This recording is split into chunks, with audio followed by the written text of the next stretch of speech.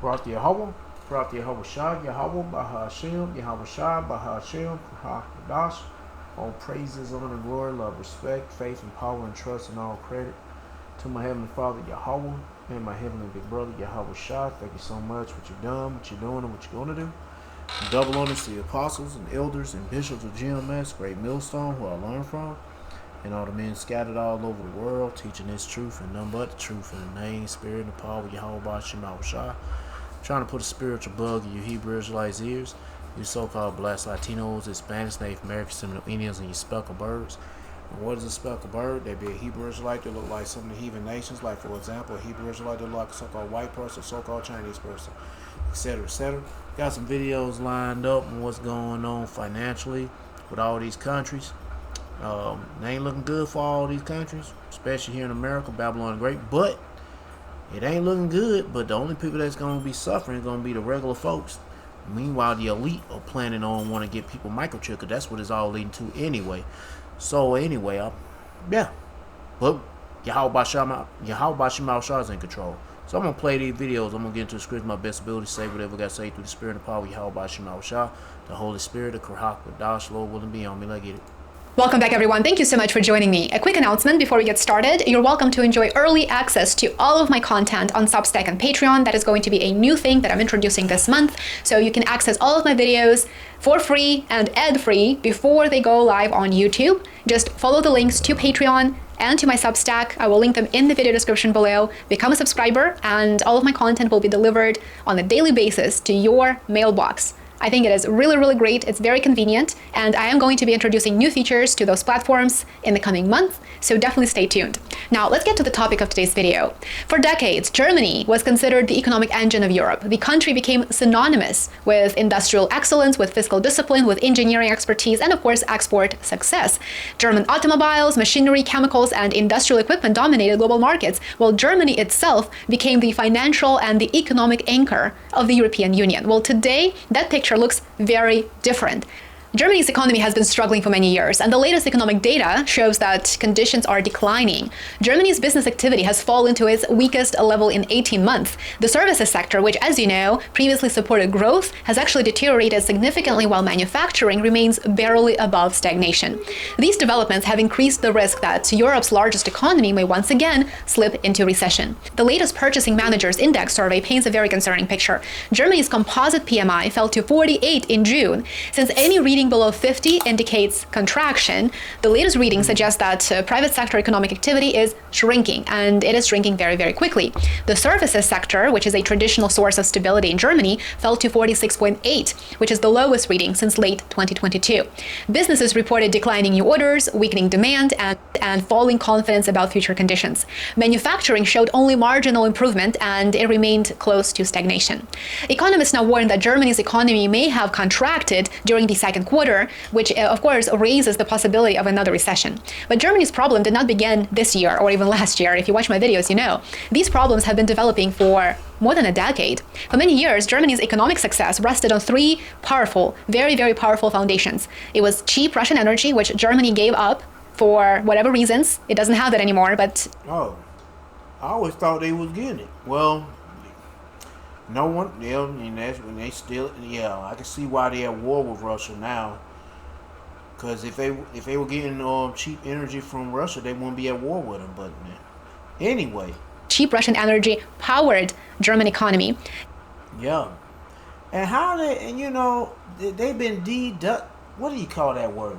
What was it a couple years ago? Yeah, she was talking about they were de-industrialized, but how can they be they've been de-industrialized, but they're building up on their the military shit. I don't know. Anyway, shit. Fuck it. Also rested on strong demand from China. Remember, Germany has been wanting to decouple from China. So again, it's wanting to, Germany wants to shoot itself in yet another foot. And it also rested on the global demand for German industrial exports. Well, looks like there's no wisdom in teaming in Germany either. Yeah, they lost their wisdom. So those three things have been crucial, and they've ensured German prosperity. This model produced enormous trade surpluses, and it helped Germany become one of the world's leading export economies. All three pillars have been destroyed. The The first major shock came from energy, of course. Germany built much of its industrial success on access to relatively inexpensive natural gas. Industries such as chemicals, steel, manufacturing, and automotive production benefited from low energy costs from Russia that helped make German products very, very competitive, not only on the European market, but also on the global arena. The loss of cheap Russian pipeline gas dramatically changed this equation. Energy prices surged, production costs increased, and many energy-intensive industries became less competitive compared with rivals in the United States, in Asia, and of course the Middle East. Although energy prices have declined from their peak levels, German manufacturers still face significantly higher energy costs than many international competitors. So effectively, Germany is not competitive on the international market. Some companies have actually reduced domestic production as a result, while others have shifted investment overseas. For example, Germany's industrial giant BASF has expanded investments abroad while reducing some operations at home. High electricity prices remain one of the most common complaints among German businesses. At the same time, Germany's manufacturing sector has been facing structural challenges. Manufacturing accounts for a larger share of Germany's economy than in most advanced countries, which makes industrial weaknesses particularly damaging and painful for Germany. The automotive sector illustrates these challenges very, very clearly. German car makers build their global reputation on engineering excellence and on internal combustion technology. However, the global transition toward EVs has actually intensified competition, and that competition now comes from Chinese manufacturers. And as the big city, home to society. Discussed earlier in this video, Germany is not competitive. Chinese electric vehicle companies have rapidly improved their technology and production capabilities. As a result, German manufacturers increasingly face competition in both international markets and in China itself. What was once Germany's largest export market has become one of the biggest competitive challenges. China represents another major factor behind Germany's economic difficulties, and I would like to briefly focus on this. For many years, China served as an engine of German growth. Yes, China served as an engine of German growth. They don't want you to know this. German automobiles, industrial machinery, and luxury products enjoyed enormous success in Chinese markets. Major companies such as Volkswagen, BMW, and even Mercedes became highly dependent on Chinese consumers who really enjoyed them. Chinese firms have moved up the technological ladder and increasingly compete directly with German companies in automobiles, in machinery, and even in industrial equipment. So as a result of this, Germany faces a double challenge. It faces a weaker Chinese demand, and it is facing a stronger Chinese competition. So Germany also faces serious domestic problems as well, and let's not forget about those. One of the most important is demographics. The population is aging, birth rates remain very low. Yeah. Edomites over there in Germany, I'm getting cursed. You got some Jakes over there in Germany, but anyway. And the workforce is gradually shrinking. Many businesses It ain't looking good for them niggas. report labor shortages across Germany, and this is very, very specific to skilled occupations. An aging population creates additional economic pressures, as one would imagine. Pension costs rise, healthcare spending increases, and economic growth slows as fewer workers are able to support a larger retired population. Yeah. See what else going on. If the dollar lost its place at the center of global trade, your cost of living would never be the same. And right now, Saudi Arabia, the country that helped create the petrodollar, is teaming up with China to launch a direct alternative. Now, the mainstream media doesn't want you to know that once this is live, it could change everything from the value of the dollars in your wallet to the entire global monetary system as we know it. So what exactly is this new payment system? How is Saudi Arabia involved? How close is it to launching? And what does it mean for the future of the dollar? Well, let's get into it. In case you missed it this week, China tees up digital payment system to compete with the dollar. Beijing's cross-border currency platform will be backed by central banks of Hong Kong, Thailand, the UAE, and Saudi Arabia. Now, I, of course, am talking about Project Bridge, which I've been warning about for the better part of the last 2 years. But before I go into what exactly it is and how close we are to having it launch, we first need a little bit of context around why it's such a big deal. Now, right now, most people out there understand that the dollar is the global reserve currency, right? The dollar is the foundation of the monetary system as we know it today. The majority of foreign exchange reserves as far as currencies go are kept in dollars. The majority of trade is done in dollars. And many nations have been seeking alternatives. They're trying to chip away at that dollar dominance for a variety of reasons. First and foremost, the dollar has been weaponized against nations. We could go back to when Russia invaded Ukraine and the US froze and seized Russia's reserves, right? Everyone else looked around and said, hey, if it can happen to Russia, it can happen to us. The dollar is the US's #1 weapon. that can be used against almost every single person at any time at the blink of an eye. Number two, nations want a seat at the table, right? They want more authority. They want more power. They feel like it hasn't been an equal playing ground. The US really has been able to dictate what happens globally because, again, people are afraid of making Uncle Sam mad and ultimately being on the outs with the dollar. And number three, we all know that inflation is getting worse. Who wants to be handcuffed to a currency that is losing value every second of every day? It doesn't make sense from a business perspective. No, everyone is trying their best to position for a new monetary system, which is why central banks have been buying massive amounts of gold, but also in the background, they have been working on new payment rails. Digital. Now, the reason why this is such a big deal is because, again, people go, well, Taylor, it's 2026. If nations wanted to trade in other currencies, couldn't they just do that? But it's not so simple. Yeah, they're going to go digital. Not only from an optics standpoint is it bad, but the technology actually really isn't Technology. Digital. there. Think about it like this. If you have a bunch of different airports with a ton of different airlines, right? All those airlines operate independently from one another. They can set their own schedules, they can handle their own passengers, but ultimately, if there's one central aviation force that's determining when planes take off or when they're grounded, they're going to have to ultimately defer to that one aviation source. That's the same as the dollar. Yes, you can have a bunch of different nations with their own currencies, but ultimately, the payment rails, the infrastructure in place, the messaging system of how payments are sent and received is all tied to the dollar, which is why it's been so easy for the United States to cut nations off from global payments, right? Now, in the last few years, we've seen more progress from nations who are trying to move away from the US. And this brings us back to mBridge, okay? Now, this was a project that was led by China, and at this point now is seen really as Chinese dominated. But again, it includes the central banks of China, Hong Kong, Thailand, the UAE, and Saudi Arabia, okay? Which we'll talk more about Saudi Arabia's involvement in just a minute. But China's drive to widen global use of its currency has been boosted by the Iran war, okay? So that means that China has been relying on their messaging systems more often, particularly SIPs, which is a direct competitor to SWIFT. Now, I don't want to get too in the weeds here because this gets a little bit technical, but again, SWIFT is the dollar-dominated messaging platform, okay? You could think of it like this. If you had a bunch of highways, SWIFT are going to be the road signs, okay, that tell you where to go and what's going on. The roads themselves, okay, mBridge is a different road. So it's a different payment rail that's being built by these central banks. Now, China has its own alternative to SWIFT, which again is SIPs, which has seen far more activity in the last few months, especially after the Iran war started and nations were looking for other ways to transact with each other.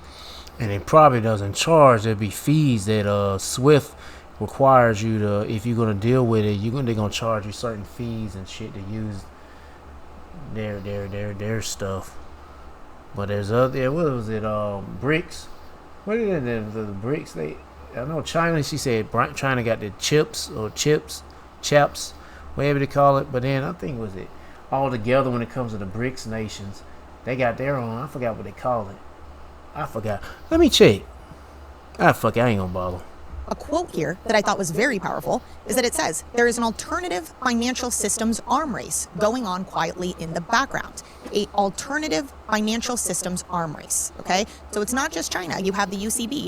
You have Europe also getting involved in this. You have a lot of different nations who are saying, again, hey, we can't all be relying on this one system that's dominated by this one currency, by this one country.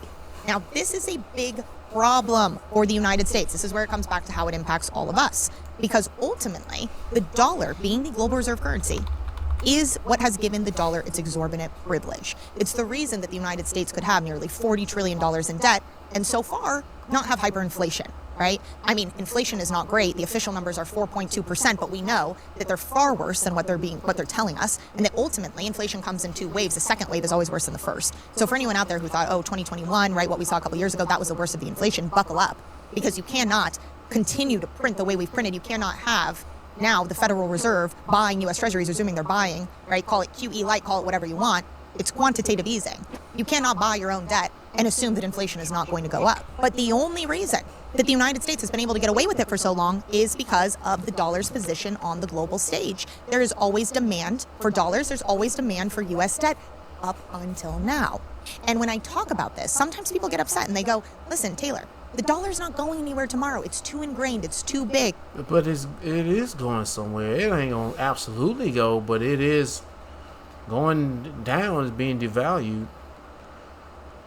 Shit, but either way, I mean, shit. But I don't know what to say. I gotta tell you, get ready when this shit crashes. Cause it's pretty soon, man. It can just happen overnight. Cause you know this devil has a short time, so he gotta hurry up and get shit out the way. And he gonna get this physical currency pretty much out the way. And we're gonna roll out these digital currencies and bring out the chip implant. We talk about dollar collapse, and what I always try and explain to people is that it's not like the flip of a switch, right? It doesn't. Yeah, it can be. And the Lord can make it happen. Say, fuck it. Let it happen. It can happen so fast you won't even see it. It could be like, it could take months, but that months can be like a week. You know, time moving so fast, you won't even see it coming. Doesn't mean that the dollar is collapsing tomorrow. Now, that day could come. Doesn't mean it's happening tomorrow, but right now what we're seeing is that it's being chipped away at from all sides. We're seeing less demand for US debt. We're seeing alternative payment systems that are getting ready to launch. We'll talk about that in just a second. We're seeing now the biggest supporters of the dollar, whether they want to be or not, right? Saudi Arabia, the petrodollar. When I talk to people about what the dollar is actually backed by, it's not backed by gold, that's for sure. By oil. Well, anyway, I ain't gonna play no more. If you want to watch the rest of it, be my guest. They go to title, they go to channel. And it's just showing you that the dollar ain't worth a damn. Here's another video about the dollar. The U.S. is panicked as euro becomes reserve currency. Really? I don't understand the red cards. This football is so confusing. I can help. Think of cards in football as the opposite to your sapphire reserve. Last week, the European Central Bank published its annual report on the international role of the euro. It is a very dense, technical, institutionally cautious document, the kind of publication that central banks release precisely because they want the data to speak without drama. It has all the narrative tension of a washing machine repeat. But you know, let me go ahead and read this, because I don't know what she's going to talk about in this video, but let me read it. James chapter 5 verse 1. Go to now, ye rich men, weep and howl, for your measure shall come upon you. Your riches are corrupted, and your garments are moth-eaten.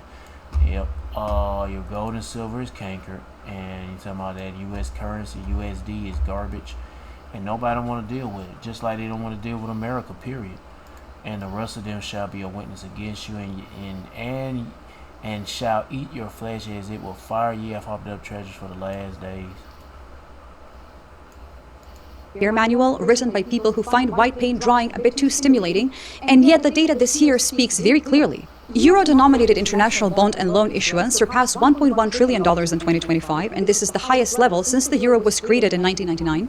Euro-denominated bond issuance alone grew by nearly 50% in a single year. The euro's share of global international bond and loan issuance rose by more than 2 percentage points to almost 30% now. The dollar's share fell to approximately 60%, and the companies leading the charge into euro-denominated borrowing are not European either, they are actually American.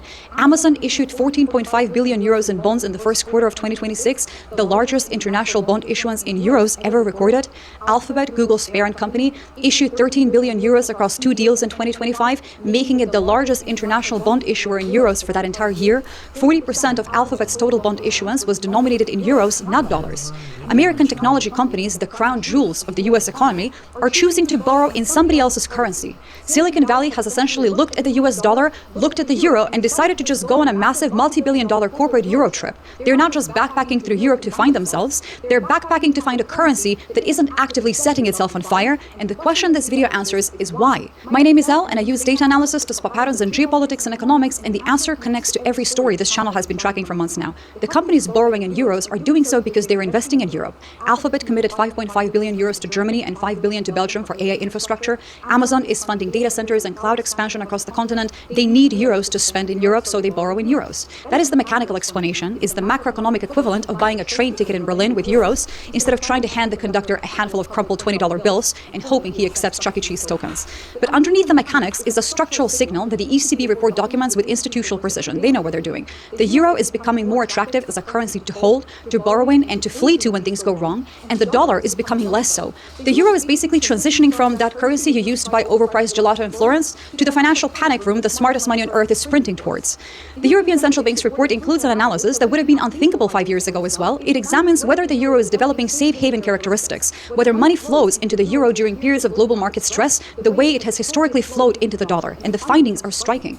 During the tariff shock of April 2025, the euro appreciated alongside the Swiss franc and the Japanese yen, all traditional safe haven currencies, by the way, while the dollar depreciated. That is an inversion of the usual pattern for the last several decades. In a standard risk-off event, the dollar strengthens because investors flee to American assets, but in April 2025, they fled from them. The same pattern repeated during the Greenland sovereignty crisis in January 2026, and again when the Iran war triggered market volatility in early 2026, which, by the way, is a sentence I never thought I'd really say outside of a Tom Clancy novel or a chaotic late-night game of Risk. The ECB describes these episodes carefully, noting that the euro displayed characteristics typically associated with safe haven assets, reflecting changing perceptions of the euro area's resilience and external position. That was from the actual report. ECB Governing Council member Joachim Nagel was less cautious. He said doubts regarding the safe haven status of the US dollar have risen. For the time being, the dollar weakness is set to remain as international investors' loss in confidence could well persist. Translation from central bank peak politeness, it basically means the dollar is looking incredibly sketchy right now, and everyone knows it. If you've been following this channel's coverage of de-dollarization, this is the European part, not China building Embridge, which we've discussed in previous videos, not BRICS accumulating gold. Europe, the world's largest trade bloc, the issuer of the world's second most important currency on this planet, quietly absorbing the capital that no longer trusts the dollar. It turns out the real de-dollarization threat wasn't a sudden dramatic rebellion from a cartoonish villain bloc. It was just a bunch of very polite, highly bureaucratic Europeans in tailored suits quietly opening a better savings account. The central bank reserve data tells the same story through a different lens. US treasuries now represent just 22% of total global central bank reserves. Gold has overtaken them at 27%.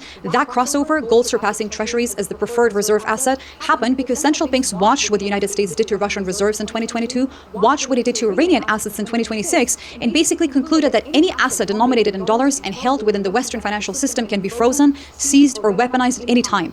Gold cannot. It turns out that when you treat the global financial system like your personal Venmo account, where you can randomly cancel transactions whenever you get mad, people just stop wanting to use your app, and the ECB has positioned the euro to benefit from that exact calculation. In March 2026, the euro system announced it would make euro repo lines permanently available to central banks worldwide. This means any central bank on the planet can now access euro liquidity in a crisis without depending on the Federal Reserve. That is infrastructure. That is the plumbing of a reserve currency, and it is being built in Frankfurt, not in Washington. If you're trying to understand how to read through central bank reports and see what the structural dynamics underneath actually show, my book, Awake, the Practice of Critical Thinking in an Age of Soft Lies, is available as an ebook and audiobook. Welcome to the trap! The largest institutional investors in Europe have also reduced their holdings of US government bonds in recent months. The Center for European Reform noted that much of the pressure on the dollar reflects currency hedging rather than outright sales, but it signals that high portfolio concentration in US assets is becoming a concern given the public risks, including to the independence of the US central bank. When pension funds that manage retirement savings for entire populations start hedging against the dollar, it's not speculation anymore, that is fiduciary duty. When the people in charge of making sure Dutch grandmothers can buy groceries in 20 years start looking at US Treasury bonds like they're a volatile crypto meme coin, the vibe shift is officially complete. They are not making a political statement. They are just protecting their own beneficiaries from a currency they no longer fully trust. And the structural argument for the dollar has always rested on three pillars: liquidity, legal predictability, and the depth of the US Treasury market. All of these three pillars are now under pressure. Liquidity remains strong. The dollar still dominates over half of SWIFT transactions, but legal predictability has been damaged by the weaponization of the financial system, freezing Russian reserves, seizing Iranian crypto, threatening allies over Greenland, and the depth of the Treasury market is being tested by the combination of a $39 trillion national debt, $1 trillion a year in interest payments, foreign holders dumping at the fastest pace in years, and a government that needs to borrow $900 billion by October while simultaneously signaling that it may raise rates. The pillars are not collapsing, but they are developing a lot of cracks that the ECB report documents with the precision of an institution that sees an opportunity and is building the infrastructure to capture it. The euro is not replacing the dollar. The ECB itself is careful to say so, of course. Philip Lane acknowledged that the eurozone lacks the deep, unified capital markets and the consolidated safe asset supply that underpin true reserve currency dominance for now. The euro's Achilles heel remains the fragmentation of European sovereignty debt markets. There is no single European Treasury bond equivalent, but the direction of travel is very unmistakable at this point. Eurobond issuance is at an all-time high. American companies borrowing in euros at record scale, the euro behaving as a safe haven during crisis, central banks making euro liquidity permanently available, gold overtaking treasuries in reserve allocations, Danish and Dutch pension funds reducing dollar exposure, and 9 out of 10 Europeans, according to the ECFR survey published earlier this month, no longer considering the United States an ally. When 90% of your friends are looking at you like you're the unhinged guy at the party who might just throw a lawn chair into the swimming pool, you have a branding issue. The dollar is not dying tomorrow. It's probably not going to die this year, but every... You never know. You never know. like I said, like the last video and the one with what's her name, Nina Petrova, she known to talk about the dollar's not gonna go belly up overnight. You never fucking know. Hell, you never know. Trendline in the ECB's report, issuance, reserves, safe haven behavior, institutional infrastructure is moving in the same direction. The euro is A lot of shit is moving pretty fast though. Yeah. rising, the dollar share is falling, and the American companies that understand this best, Amazon, Alphabet, the ones with the most sophisticated treasury operations on this planet, are voting with their bond issuance. They are borrowing in euros, not because they have to, but because the math tells them to. It just makes sense. And when the smartest money in America starts borrowing in somebody else's currency, it's not a headline, it is a signal. In terms of what's going to happen next, and once again, not financial advice, the prediction is that the euro-denominated international bond issuance will exceed $1.3 trillion in 2026, extending the all-time record set in 2025. Probably the euro's share of global reserves will rise above 22% for the first time since 2021. I think at least 2 more major US technology companies will issue euro-denominated bonds before the end of the year, and the ECB's permanent repo lines will be activated by at least 3 non-eurozone central banks by December, quietly, probably without press conferences, because that is how reserve currency infrastructure gets built. It's not built with announcements, but with plumbing.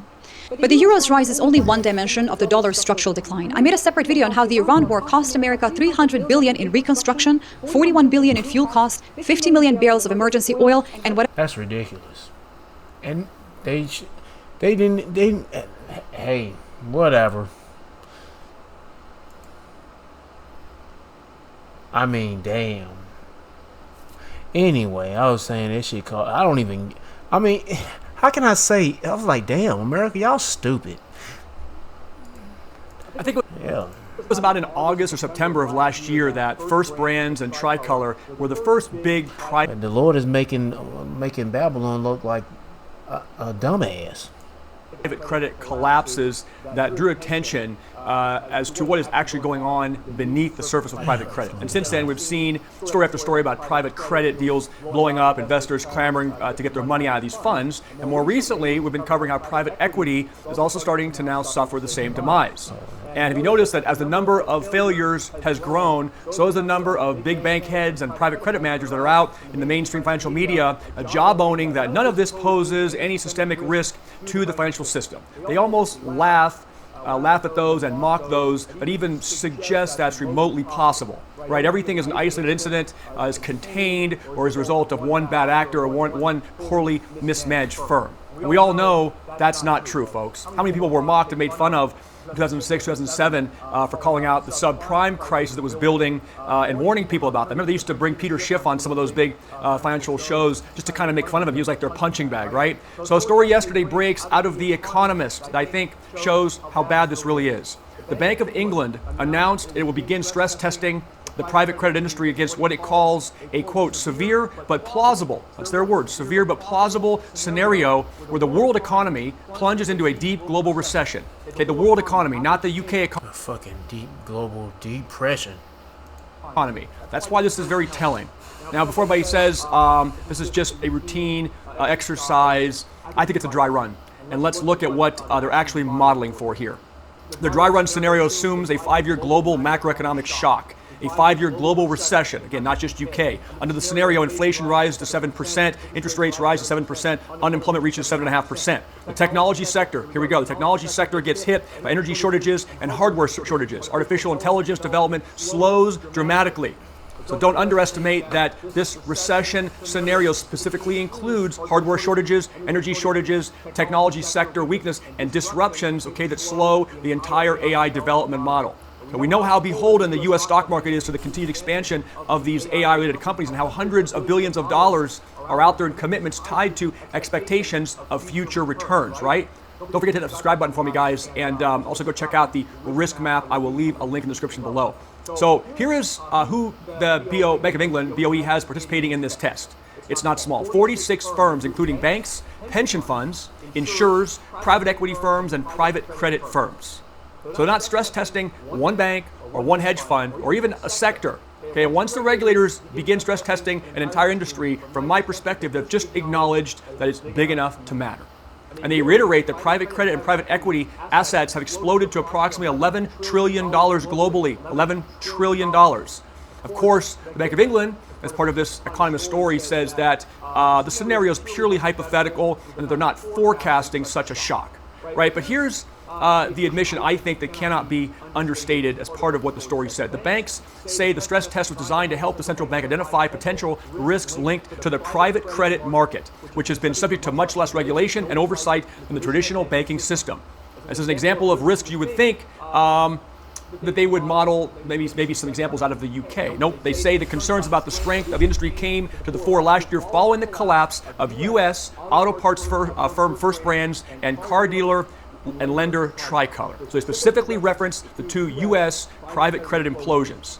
So here's the reality, folks, from my perspective. Regulators don't launch a massive industry-wide stress test, I think it's a dry run, on something that they think is irrelevant. Okay, I've been telling you for some time now on this channel, if you've been watching, this is heading our way, and I cannot see how the train gets derailed now. I mean, first of all, interest rates would have to come down, I think, hundreds of basis points at this point, to allow private credit and private equity firms to exit the trillions of dollars of malinvestment inventory and loans that they've made and they're sitting on. Okay, loans being private credit and companies they've purchased being private equity. And I don't think these kind of rate cuts are in the cards. We're probably going to first see a rate hike before we see any kind of rate cut. And it's not just the rates. There would have to be an open and fair valuation of trillions of dollars of assets. All right, let's get to the next one.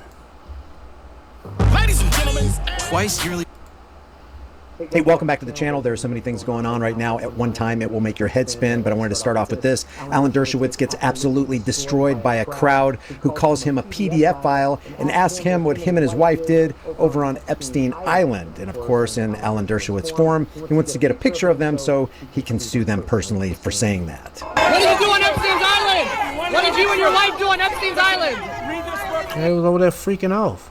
Find out the lies that these people are telling. What did you and your wife do on Epstein's Island? The pedophile is here. Do you regret going to Epstein's Island? Don't listen to these anti-Semites. Do you regret going to Epstein's Island? What did your wife do on Epstein's Island? You have a lot of... Esau being exposed. Amalek. So I can sue you. Oh, whoa. Hey, don't pull out a gun. Nigga, goddamn shoot your ass. And guess what? If he does pull out a gun and shoot your ass, he get away with it.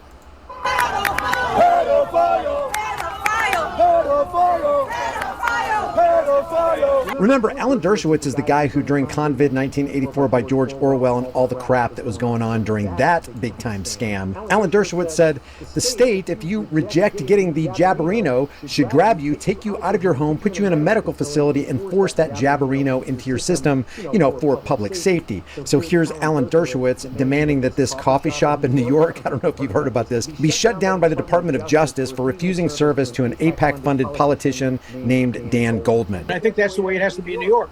If Dan Goldman can't have the coffee from their shop, nobody should. The Justice Department should shut it down. It should be boycotted. The law of New York prohibits. Now, boycotting is one thing, but having the Department of Justice shut down a private business who decided, hey, we don't want to serve this person right here. You can, as a business owner, decide who to serve and who not to serve, and you can base it on your own opinions. It doesn't matter. Now, other people can cooperate and rally against that by boycotting it, but to demand that the government shut a private business down is tyranny, Alan. It's discrimination based on invidious characteristics, including religion, and obviously this is based in part on religion. Because if you personally are not free to discriminate, you are not free in the land of the free, home of the brave. And as much as people rail against this, if you're not free to be a racist with yourself in your own business, you're not in the land of the free, home of the brave. Okay, where is this going on about J.B. Dimon? You're not being big. Goddamn, I don't give a fuck about this baby dick sucker. God, what the fuck? And then this nigga right here. This long face looking nigga. This nigga. Do people sometimes know Let me see what the hell this nigga got to say. You for that, come up to you for that, and are you going to try to pivot away from that lookalike Epstein? Is this before or after? I think this could be after he's talking about running for mayor. Moniker, as you go into sort of more campaigning. It's this nigga. Oh my goodness, it's this nigga, man. Oh my goodness, Epstein right here, right in front of your fucking face.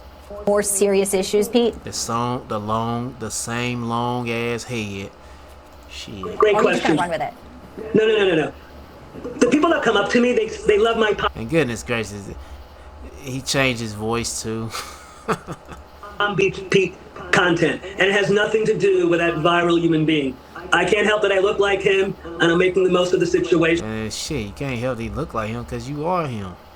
Where the fuck is this about JB Dimon? Man, he must got his videos crossed over or something. Oh no, he put it on the end. That's what happened. Why the hell would you? Anyway. Alex Jones and Tucker Carlson are just pushing this reality on us. And finally, JP Morgan CEO Jamie Dimon tells the Council on Foreign Relations that he's hoping for a major economic crisis to hit Americans. I'm hoping that we, and then many other believers of Yahweh Shema Shah, are hoping it's going to happen too. And then when it happens, it's going to speed up the process till the kingdom comes. Yeah, and the destruction of Babylon the Great. Oh yeah. So that he can step in and provide the solution. Unfortunately, I'm always an optimist, but unfortunately, I'm pessimistic. I'm pessimistic that we're going to solve our debt problem until there's a crisis. I hope it's a mild crisis, but it will happen one day. Have the bond vigilantes will be back, and everyone will act surprised, and we'll have to do something. Because you never want to. Everybody gonna act surprised, and they got to do something. A reaction. What is it? Reaction, problem, solution? No, problem, reaction, solution. Shit, I said it wrong. It's problem, reaction, solution. Yeah, they gonna come with a solution. A chip implant. Let a good crisis go to waste, right, Jamie? Yeah. Jamie, leave your thoughts about this for the world and the global thought police in the comment section below. I really appreciate you guys. Yeah. Anyway, let's get this last one. One plan, one price. Introducing Simplicity. Yeah, at least Saint should get an evangelist, for we're not ignorant of his devices. We know what the plan is and what direction they're going. From Verizon. So you guys are just like State Farm, right?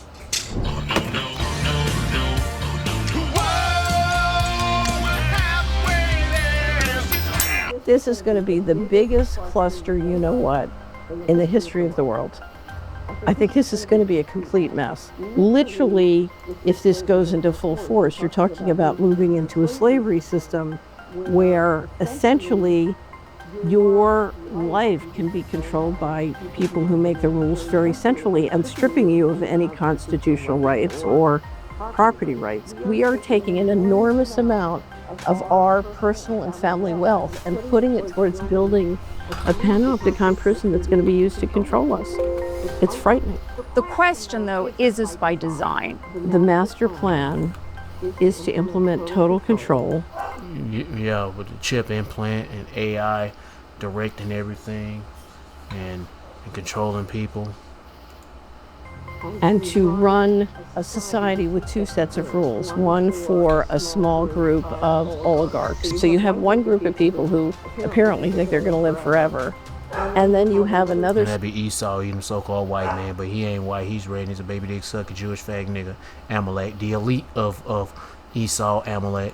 Set of rules for everybody else, and you want to put them on a trajectory to steadily decline in terms of number of population. When you speak of these oligarchs, who are they? What evidence convinces you that this is a coordinated effort? They're a couple of years away from getting the basic. Starts off with the banking family. That's all I know. The Rothschilds. They might be a family bigger than them, but well, I don't know. It probably is, because hell, anytime they being mentioned, hey, let's say this: if you got the Bill Gates and Elon Musk and all them faggots being mentioned, and then all of a sudden you got the Rothschild being mentioned, they're probably another family we don't even know about, because a lot of people don't even know nothing about the Rothschilds. They don't know about Bill Gates, and because they mentioned on TV. You get what I'm trying to say? It'd be like a level up or some shit. Anyway. Infrastructure, underground cables, data centers, getting it all working. I think they are a couple years away from getting the digital ID system really tight. I think they're moving very quickly on programmable money, particularly the stocks and bonds and the bank deposits. And so that is moving very fast. If you suck all that money out of local economies and out of the tax base, you implode the economy. Are these political leaders pawns of what you consider is the master behind this plan? Yes, they are pawns. And are they actively involved? Are they fighting against this? How do you see all of this working with the current political leadership? It's a public-private partnership, and it's much more terrifying than CBDCs because you have complete non-accountability. Damn, they haven't gotten to the video yet? Shit. I ain't gonna play all this shit, and I damn sure don't want to get to the introduction. Let's skip. What is the control grid? How much time I got? Oh shit, I don't want to mess up anything. Put that shit right back down. Okay, I got 40 minutes. Balance of power between the banks running monetary policy and the people's elected representatives running fiscal policy and the executive branch enforcing. So you have this balance of power between the people's representatives and the central banks. What is happening using digital technology is moving to a system where the central banks can control monetary policy and fiscal policy. So we've been told that the American Revolution was fought over taxation with or without representation. What we're talking about when you give central bankers control of fiscal policy is taxation without representation, but complete financial transaction control. So many people say, well, what is that? It's really, what happened to the Canadian truckers. Their bank accounts were turned off, their transactions were blocked, the people who supported them were blocked. So we're talking about affecting day-to-day control through a financial mechanism. So how does this happen? How do the central bankers build an infrastructure that will let them take over fiscal policy? There are three legs to the digital control grid, and what you need to do is understand them independently, but then how they work together. The first is programmable money that can be programmed and can be used centrally to make rules and enforce them centrally without a human chain of command in the middle, and we can talk about that more. The second is a digital ID, because it's very important if I'm going to implement control through digital mechanisms. I need to make sure you're you, and Catherine's Catherine, and Harry's Harry, and Sam is Sam. So you need a very high-quality digital identification system which is interoperable globally. And then the third thing you need is the hardware and software infrastructure. And so you need the data centers. You need the underground cables. You need the AI to process enormous amounts of data. And you need all the cameras and other items, including... And then you need to get damn near the whole population of the world microchip. With the little chips the size of a grain of rice, or the one with the brain chip. Yeah. Satellites that you need for surveillance. So essentially, you're creating it. Yeah, you need them. You need the implants to finish the whole. So that's gonna be the whole plan, or whatever how you say it. Is the chip implants the last thing they needed? A system that can do surveillance. I can track where you're going and what you're doing. But you ain't gonna be able to do it so well with your cell phone. You gotta do it with a chip implant.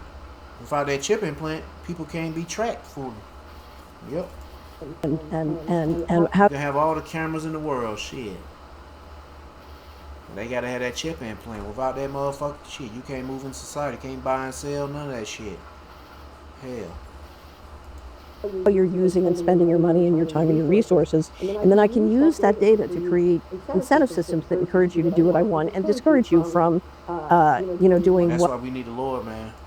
But I don't want you to do, and including essentially threatening to turn off your money unless you do exactly as you're told. And so literally, if this goes into full force, you're talking about moving into a slavery system. Not if, it will be full force.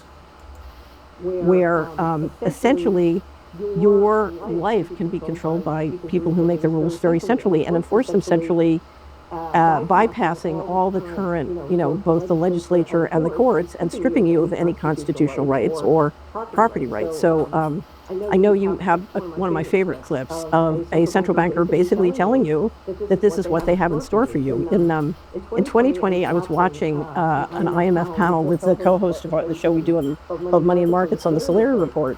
And you have to understand, I was raised to be a central banker.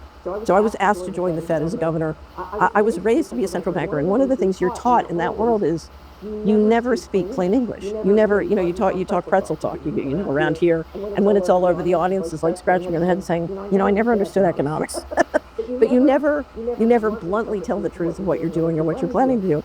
And so I was watching this panel at the IMF that was online because of the pandemic in October 2020.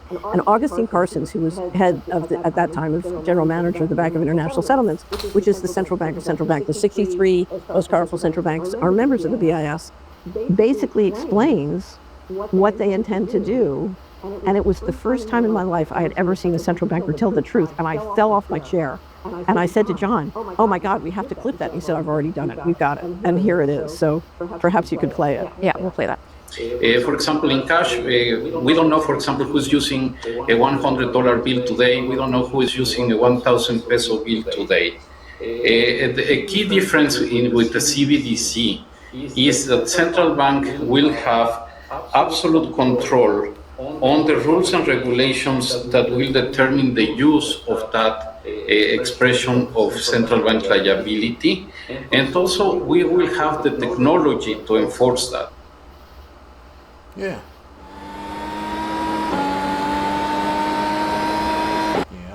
I see why they sent me this showing this ad, because I was looking into something like this. I don't need no shit like that.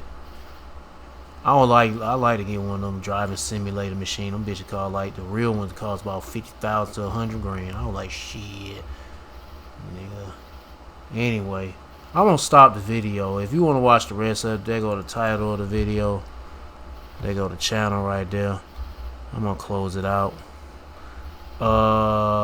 Ecclesiastes chapter 12 verse 3. In the day when the keepers of the house shall tremble, that be the bankers, the people that keeping the stocks going, anything involving money and finances is trembling, it's crumbling, it's dying, and the Lord gonna kill it.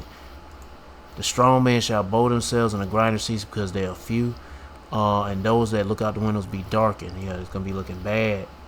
Shit, the future of America and the rest of the world gonna be looking bad, especially when they roll out the chip implants. Oh yeah, they crash this economy. People gonna be hurting. Oh well, you be praying the Lord have mercy on you. Where I'm at, and the door shall be shut in the streets. Big business, small business closed up. When the sound and grinding gets low, sound of business and anything that make noises, we won't be hearing much of air trucks or trucks. You won't be hearing anything, shit, but gunshots, screams, and explosions, and people cussing because they hungry, they mad, and they desperate. And shit, I don't know what else to tell you. Anyway, he shall rise up at the voice of the bird, by the alarm clock, and all the dogs' mute shall be brought low. Oh man, and what else? Oh yeah, and the money crash, or the US dollar crash. Let me see. Let me get the scripture on that. Ezekiel chapter 7 verse 18. They shall also go unto themselves with sackcloth, and horror shall cover them, and shame shall be upon all faces, and baldness upon all heads. Yeah, the people gonna react, and it's gonna be pretty bad for them. But for you believers of Yahweh Shema Shai, it won't be that bad for you, because you already know this is coming. But for all these other people, especially these naysayers, these mockers and scoffers, they've been spending so much time scoffing and mocking, but never bothered to see or notice that things ain't looking so great. And the Lord just got them in a deep delusion, making them, I mean, just have them just not aware about their surroundings, the environment, nothing. And that's a good thing. But consider yourself blessed. The Lord got you in the spirit of awareness, circumspecting, and measuring the times diligently. What the hell you do? Anyway, they shall cast their silver in the street. They're going to be throwing out whatever existing money they have, because it's absolutely worthless. I don't know why I'm doing that, but let me get back to where I left off. Yeah, here we go. Yeah, people gonna be throwing existing money out in the streets because it's worthless, or either not just throwing it out. They might use a fire tender, because winter is coming in the next, I guess 5 months. Yeah, about 5 more months. It's gonna be getting cold. They can use that that physical money, the paper money, for fire tender, or use it to wipe your butt off with when after taking a dump. Because especially when they run out of toilet paper, they'll have them greenbacks to wipe the brown off their backside. And their gold shall be removed from their large sums of money of savings and their stocks and all that other shit they have saved digitally. It's going to be wiped away. Their silver and their gold shall not be able to deliver them in the day of the wrath of the Lord. Yeah, they won't be able to buy their way out of judgment. They shall not satisfy their soul, need to fill their bowels, because it is a stumbling block of their iniquity. And be thankful you ain't them people right there. Don't scoff on the market. People are not aware about the buildup of evil on their that's coming their way. Yeah, but hey man, the Wadi How by Shemal Shah for open up your eyes, seeing your ears to hear, and your brain cells to process what's going on. Heck yeah, cause at any moment the Lord can just bring the house down. He can bring all the walls down, crumble that shit, and you know, that be it. Habakkuk chapter 2, verse 3, for the vision is yet for the appointed time, but at the end it shall speak and not lie. Though it tarry, wait for it, because it will surely come. It will not tarry. So all the things that's happening right now is building up, and the Lord can speed it up. So don't. Some people will say it's a lie, the Lord ain't gonna do it, but shit. Fuck them niggas. I don't know what else to tell you. Them niggas are losers. They don't know shit. They don't know the Lord. They calling the Lord a liar. They calling the Lord a bluff. Well, we'll see in that day when the Lord actually make this thing happen. And they are making it happen. They just say it ain't there yet. But it's gonna take time. He ain't gonna make it too obvious. Well, I don't know what else to tell you, man. I'm tired. I sure want this. Come on and bring it. But hey, man, while in the process of waiting for the fall of Babylon and the deliverance of, of the Lord coming to deliver you, Lord willing, try to build a spirit. Hey, man, try to do right for the Lord and repent.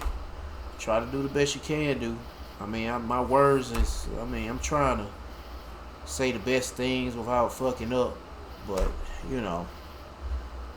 I'm tired. I don't know if it's going to be my last video for the night. Hopefully I can do another.